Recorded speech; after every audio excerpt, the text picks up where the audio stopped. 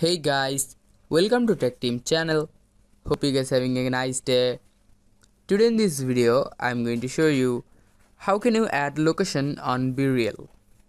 So at first make sure that you already have an account in Bereal app, and if you have an account, just go to the Bereal app.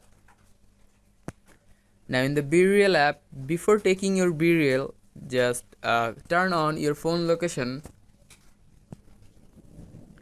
And after turning on your phone location, just take your Bereal.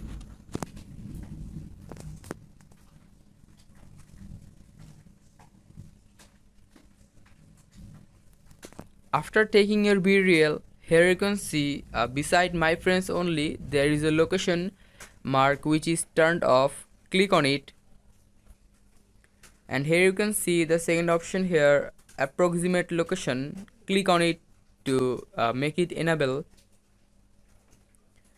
By this you can just add your location on Bereal. So guys, that's how you can add your location on Bereal. Hope you find this video helpful. If you find this video helpful, then give a thumbs up and don't forget to subscribe the channel.